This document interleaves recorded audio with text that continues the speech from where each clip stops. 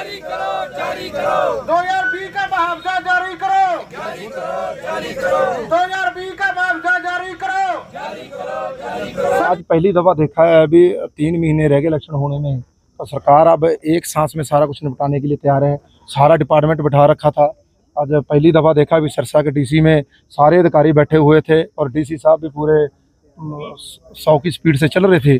तो डीसी साहब ने जो हमारी मांगे थी उनको याद दिलाया। अभी आपका बहुत बहुत धन्यवाद। 2020 का जो 65 करोड़ 258 करोड़ से आपने कम करते करते 65 करोड़ कर दिया है। अगर आप दे दोगे तो डीसी साहब, आप नए हो तो आपका जो हमारी को गिफ्ट होगा कि आप नए आए हो तो आपका धन्यवाद होगा। और दूसरा था 2023 का, उसमें उन्होंने सही जवाब नहीं दिया है। कहते हमने को सरकार ने 15,000 से कम करके 7,000 कर दिया था। और उनको हमने कहा भी पीछे देखिए, जो 2023 में तहस नहस हुआ था, पूरा सरसा जला, सबकी फसलें बर्बाद हो गई थी, उसमें उन्होंने ठोस जवाब नहीं दिया कोई। मेरे हिसाब से 2023 का किसानों को और मजदूरों का, जो पशु पक्षियों का, घरों का, जानवरों का जो खेतों में नुकसान हुआ था, उसमें मेरे हिसाब से कुछ नहीं देने वाली सरकार 2023 का जो उनसे बात हुई है। और माइनर को लेकर जो पानी लगातार कम चल रहा है, हमारा किसानों का खेतों में अब जोर चल रहा है, पूरा बिजाई का, धान का लगा रहे हैं, कपास का भी पानी लगा रहे हैं। तो उसमें उन्होंने जरूर एक्शन साहब को कहा है भी इनका पानी पूरा करो जल्द से जल्द। जो और शामलात दे जुल्मा मुस्तरका पे उन्होंने कहा है, जो हमारी मांग थी। बग्गू वाली गाँव में, हमारे हरियाणा में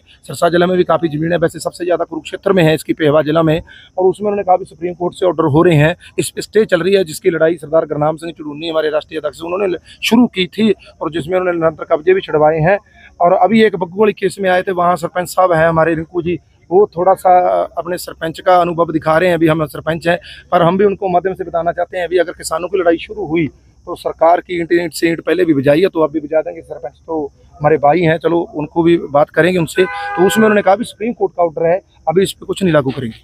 ये चीज़ें, इन चीज़ों को लेकर हम गए थे, उन्होंने ज्ञापन लिया और हम आगे ज्ञापन दिया है। आगे क्या रुक रहा है? आगे तो ये अभी अगर 265 करोड़ है जो हमारा मेन, और दूसरा 2023 की लोगों का ओपिनियन लेंगे जो फसलों का नुकसान हुआ है गग्गर से।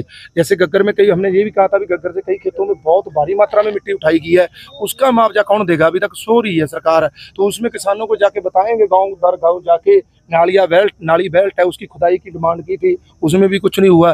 तो इन चीज़ों को लेकर हम 2020 का है 65 करोड़, उस पर तो शायद कुछ ना कुछ एक्शन लेने के लिए तैयार है। पर 2023 का उसमें कुछ दिखाई नहीं दे रहा। उसके लिए हम गाँव में जाएंगे, पर लोगों को समझाएंगे। लोगों ने रिस्पॉन्स दिया तो उसकी लड़ाई हम लड़ेंगे, जैसे पहले लड़ते आए।